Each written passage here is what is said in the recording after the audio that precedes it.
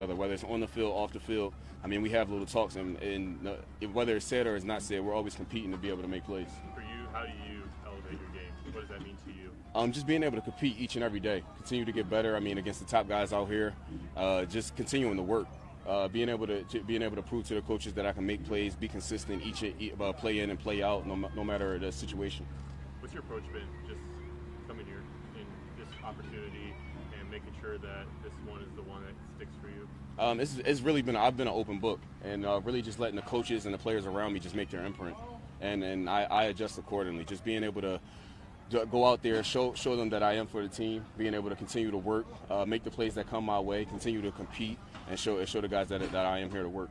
Two more guys. Daryl, this team finished last in the NFL in interceptions last year. It might be a simple question, but to you, what is the formula to getting an interception? Do you see yourself as a guy that can help that? Oh yes, definitely. I mean, with the ball skills that I had coming out of college, just being able to transition that and be able to make those plays on the ball is big for us. And I mean, that's one thing.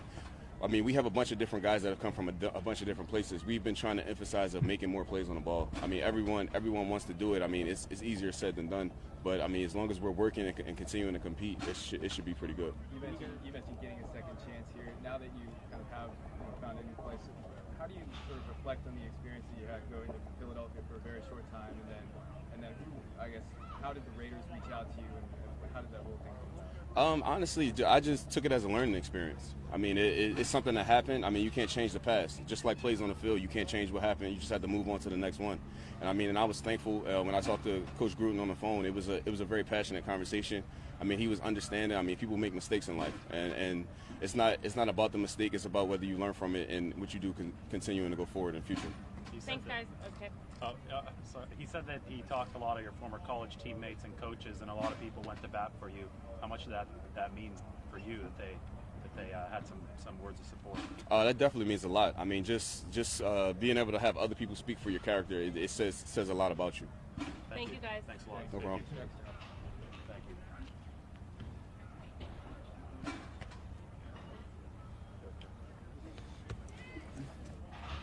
All right, guys. Derek Carr. What's it like having Peyton Manning out here, and do you get a chance at some point to kind of pick his brain a little bit if you haven't already? Oh, absolutely. Peyton's one of my favorite all time. And he's one of the best to ever play the game. So just to pick his mind, see some things that we think the same on, see some things that he's seen over the years that he can add to help me in my preparation and whatever was going on the field. I took full advantage of today. Just after whatever drill, I'd go, hey, how was the communication? How was the execution? He'd give his feedback. And to have that from someone like Peyton, I think that's kind of invaluable. Peyton's pretty much exactly the age to be the quarterback or one of the main quarterbacks, right, when you were growing up. Yeah. Just watching football. Yep, right? he's one of my favorites. That's for sure. I loved watching him, except when they'd beat the Texans growing up. But definitely enjoyed what he was doing with his group. Jared was saying the other. Had you met him before? Yeah, so obviously we played against each other. So I've talked to him a couple of times, and then just stinks the one time that we beat him while he was there. He just decided he didn't want to play that one. But no, it's I think the world of Peyton.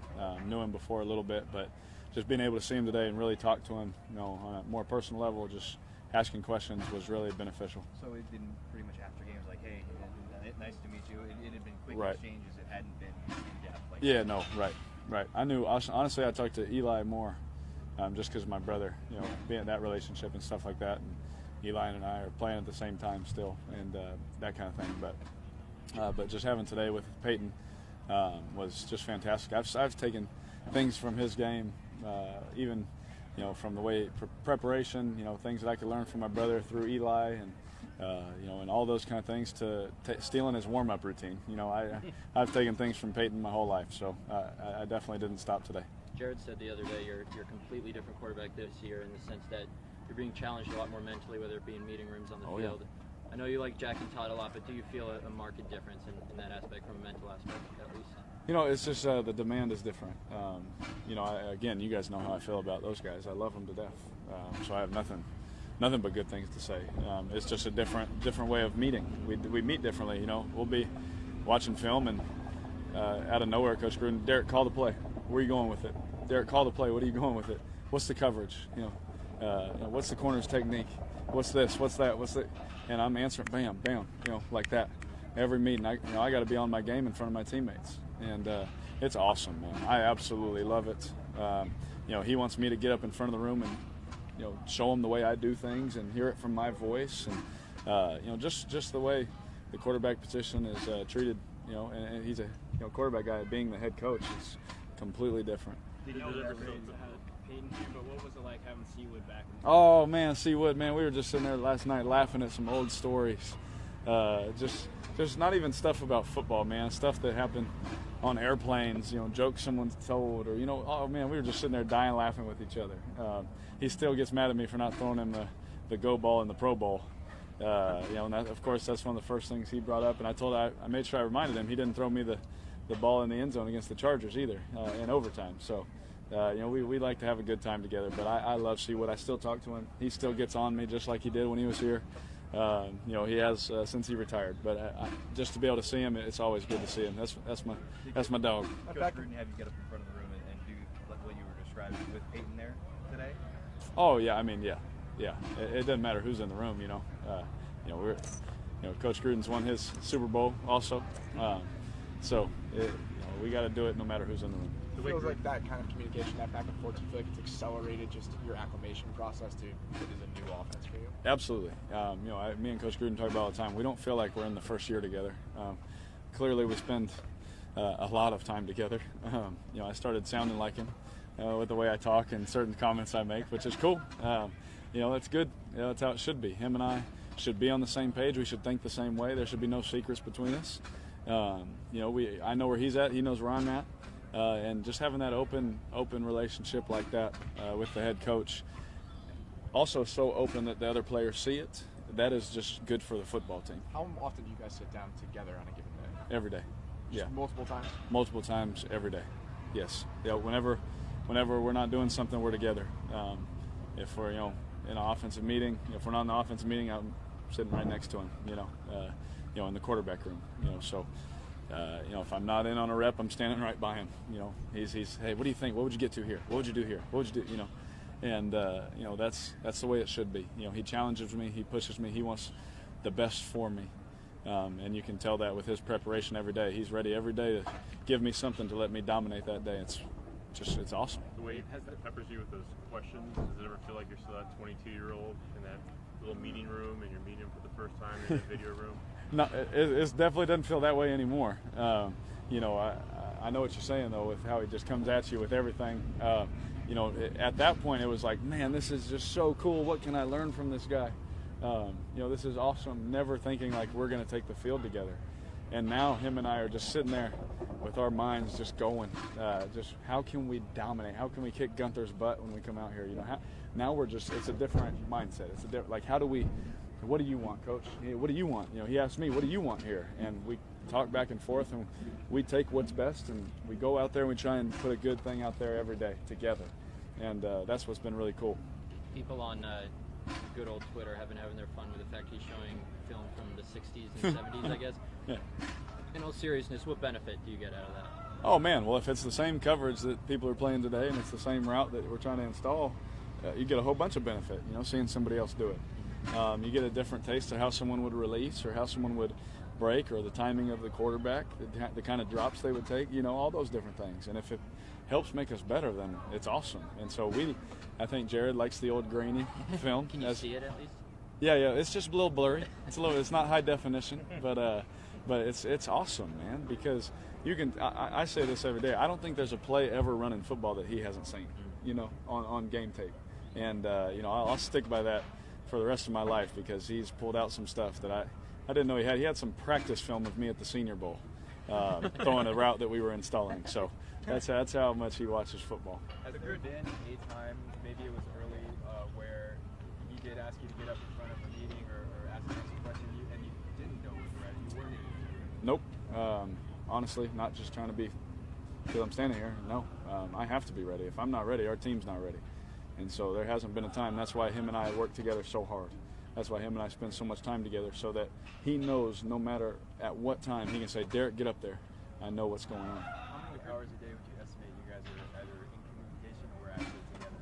you know, the other night I was dreaming of him calling a play, so I just say 24 hours. So we're always thinking of the next play, of the next call, of the next adjustment.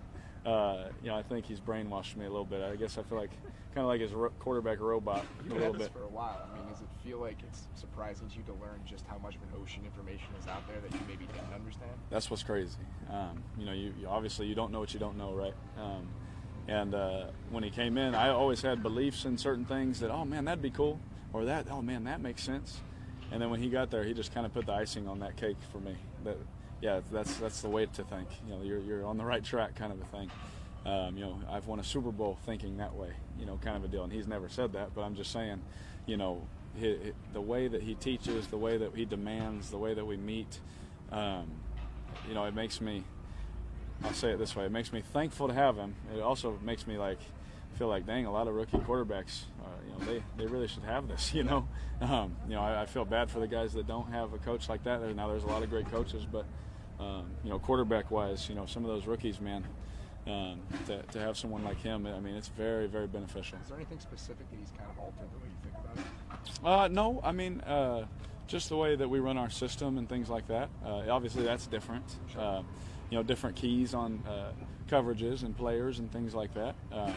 You know, the way that you can really, you think you're looking at something deep, and then you take it a step further on the practice field or in a walkthrough or whatever. Just his little things that he's learned over the years. Same thing with Peyton. Little things he's learned over the years. Little tweaks here, little tweaks here. I'm benefiting from, you know, both of them having 20+ years of knowledge in the game. You know, and you know, picking their brain. They've, you know, just like I'm sitting here at year 5, been able to tell some of the other guys, man, I've seen it this way. Trust me, do it like this. Well, they've done it for, you know, 4 times that time. You know. Couple more guys. Jordan Nelson, you talked about him a few days ago when we last spoke about how anyone who thinks he's lost a step is false. You've seen him in pads now. He hasn't connected a bit recent days. Is there anything further that has stood out to you just about what you're seeing from him as we get into the dog days of camp a little bit? Yeah, he doesn't slow down. You know, obviously you would think with a, you know, guy his age, you know, everyone would think, oh man, he'll be a little sore, or, you know, whatever. I mean, the guy will sit out here and stretch until everyone's gone. You know, the guy will sit out here and make sure he feels good mentally and physically until everyone leaves. And so the thing about Jordy, obviously, he can play football. I think we all saw that. You know, in the past 2 days, we've seen him take it over the top. We've seen him catch a little sail route or whatever for about 20 and take it 60 and not get touched. You know, we've seen him go across the middle. You know, we've seen him play football.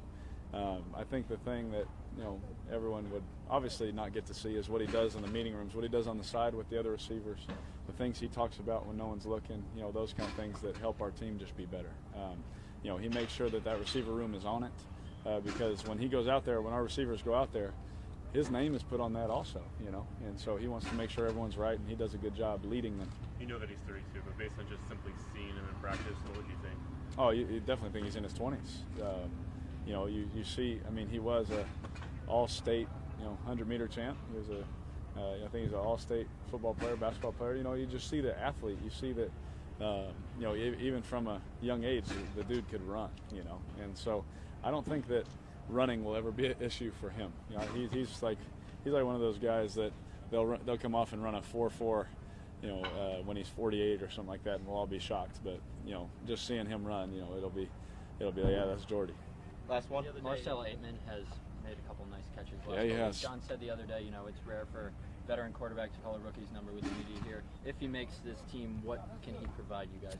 Yeah, again, Coach Gruden's right. You know, it's hard. You know, when obviously we're out there with the ones, you know, we're trying to – I got a lot of matchups that I like. You know, I got a lot of matchups that I could throw to. I got a lot of things I can get to throw certain routes. And for me to, you know, say, all right, Rook, you know, here's your one chance, and him make the play. You know, okay, Rook, here we go again. He makes the play again, and then you start to see, like, okay, hey, this guy's pretty good. You know, this guy can be one of those matchups for us. You know, it's nice, and he has to continue to do it because there's a very competitive receiver room trying to make this team. So we love Marcel. I think he's doing a great job. You know, and I think that I could have threw a better pass to him on the sideline today. Thank you very much, guys. Thanks. Yep, thank you. Who's better at walking